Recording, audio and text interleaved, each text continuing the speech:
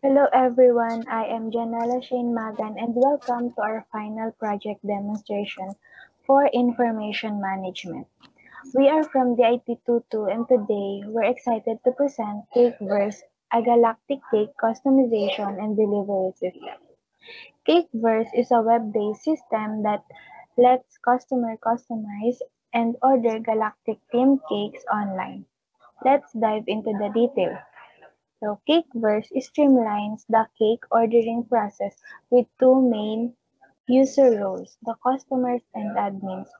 Key features for customers are register login securely, customize cakes, flavors, sizes, themes like galaxy or stars, place orders with real-time pricing, and track order status.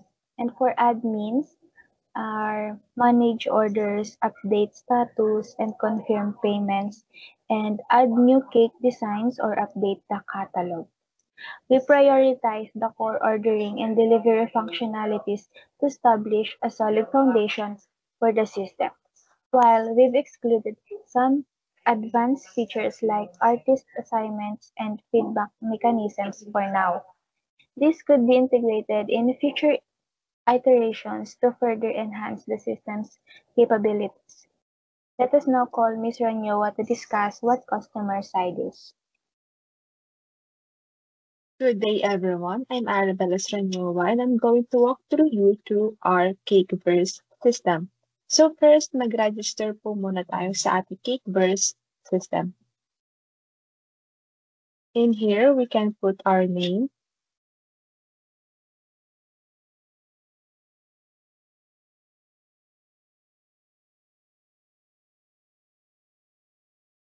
yung email po natin, and then our password.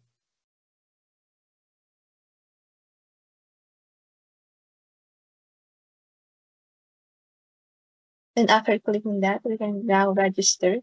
And here we can now log in. So first, we can now put our email.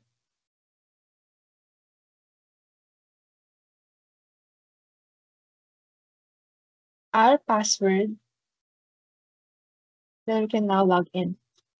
Here in our dashboard, nakikita natin yung mga services that we offer. First is Galactic Cakes. We can choose what cake we want. Yung fast delivery, and pwede rin tayo mag-customize ng cake. Here we are going to fill our form to order a cake. In here, we can choose what galactic flavors we want. We have galactic chocolate, stellar vanilla, cosmic red velvet, Milky Way matcha, and asteroid almond. In sizes, we have small, medium, large, or we can also customize what sizes we want.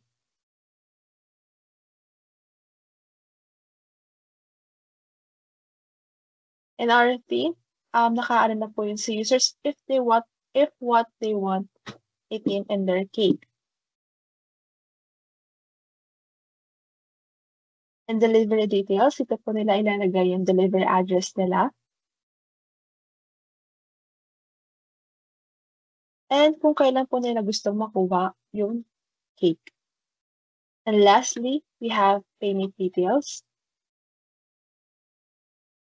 They can select which payment method they want.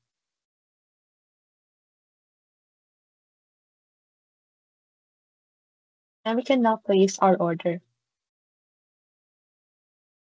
Sa my orders,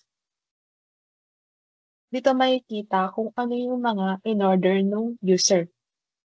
So ngayon, yung pinili po nila is the Valentine's sa team nila. Then next is the asteroid almond. The size is small, the price is related na po dun sa kung ano man yung cake na pinili nila. Status is pending. Titignan po ng admin kung ako kunin po ba ng cake artist yung cake. The last thing is the date ordered. So may I call on Carol Dane Ona to explain the admin side of the Cakeverse system. Thank you. So, good day everyone. I'm Carol Denemona, and today I'll be walking you through the flow of our admin side for managing cake orders. So this system is designed to provide a seamless experience for administrators to handle orders, deliveries, and payments efficiently, all within a clean and user-friendly interface. Okay, so mag-login muna tayo. Enter natin yung ating email and password.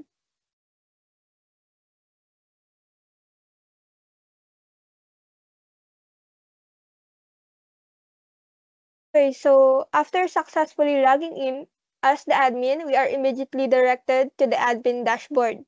So this is the central hub where we can oversee all cake orders and manage key operations. So dito sa dashboard, we're presented with a detailed table showing all the current orders. Each order is listed with the following information. So meron tayong order ID, meron tayong customer name, which is the user, meron tayong cake flavor, cake size, at yung team natin, such as birthday, wedding, or anniversary, order status, which can be pending or confirmed at order date. So as an admin, we have full control over the status column. So with a simple click, we can update any order status, for example, changing it from pending to confirm once the order is verified. So next naman is we move to the delivery tab in the navigation bar. So here we can manage delivery logistics. So this page displays the following details. So meron tayong delivery ID, customer name, which is the user, the address, the cake, the delivery date, at yung status natin. So by default, the delivery status is marked as scheduled. So, but we can update this status in real time. So for instance, marking it as out for delivery once dispatched. Okay. So next naman, we navigate to the payment tab. So this section shows all payment related data, including payment ID, customer, order ID, thus amount to be paid, mode of payment, such as credit card, GCash, or other options, at payment status. So again, we have the ability to update the status here. For example, when a customer's payment has been successfully received. So we can change the status from pending to paid. So finally, we move to the logout tab located in the navigation bar. So clicking this safely signs the admin out of the system, so ensuring that the session is securely closed. Next naman, we may call on Ms. Idoria to tackle about the database and SQL commands.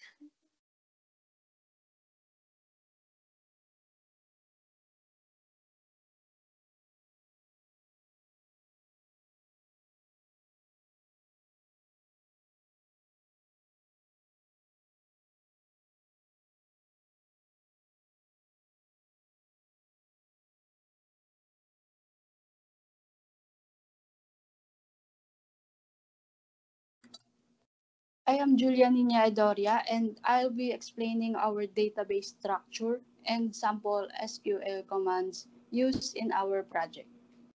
Our database is named cakeburst_db, and it contains 5 interconnected tables.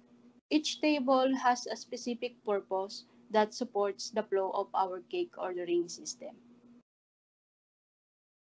First is the users table.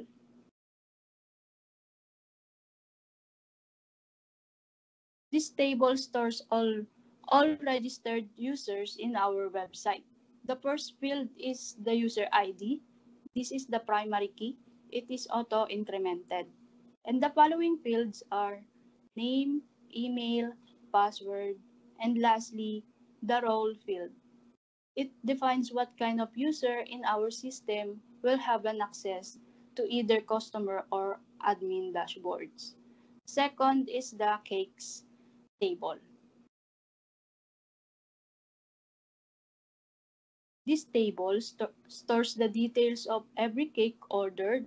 The fields are cake ID, which is the primary key in this table, and the other fields are flavor, size, theme, price, and description. Third is the orders table.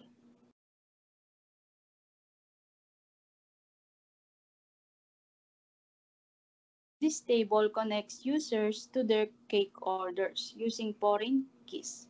It tracks what was ordered by whom and the current status of the order. It includes order ID, which is the primary key of this table, user ID, this is the foreign key from user's table, cake ID is also the foreign key